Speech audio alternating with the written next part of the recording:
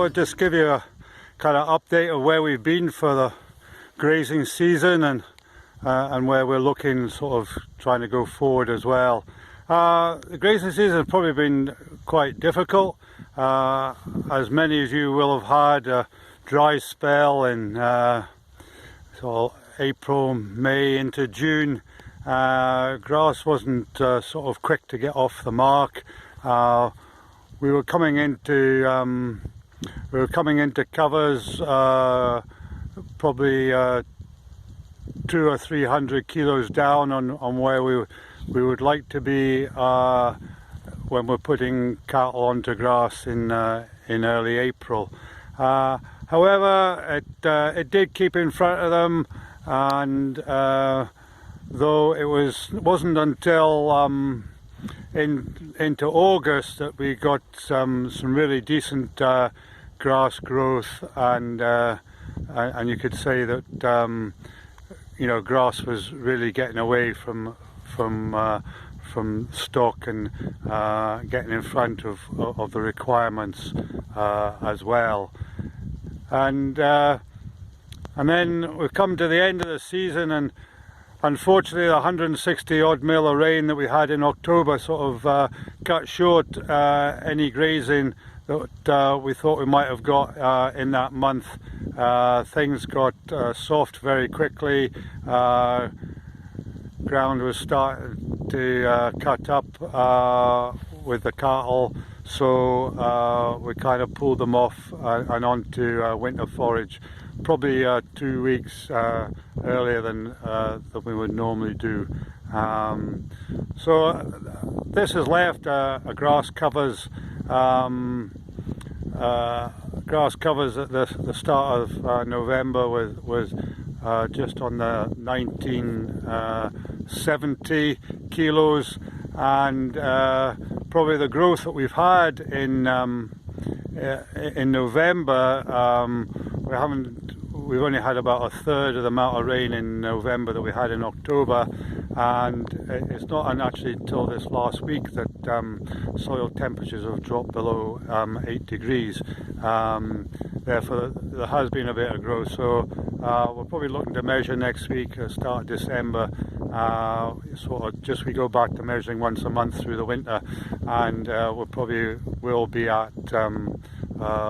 over 2,000 kilos then. But that's quite a nice buffer to take into the winter, then hopefully through to the spring. So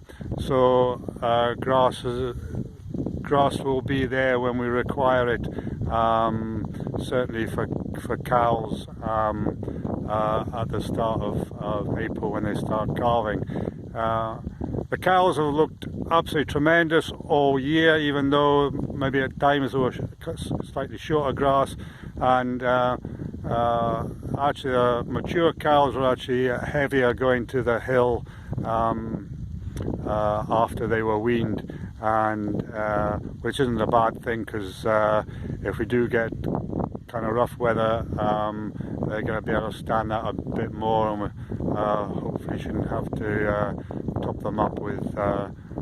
any sort of other sort of feeding. So here we are, just looking down over the farm, and as you can see, we have still a fair cover of grass. Here clover's still thriving, and as I said before, you know, we've got a good amount to go forward into the winter and into the spring, and therefore we should have should be all right for, as I say, cattle coming onto grass in the spring. And hopefully if we get an early spring, we'll get them on quicker, and that will help the whole situation. We're probably a ton a hectare of grass back on where we usually are for the whole season, and you know, I'll just put that down to just the dry conditions at the start of the season, so which is nothing we can do about. But we had enough, we've made enough silage or hay to get through the winter, and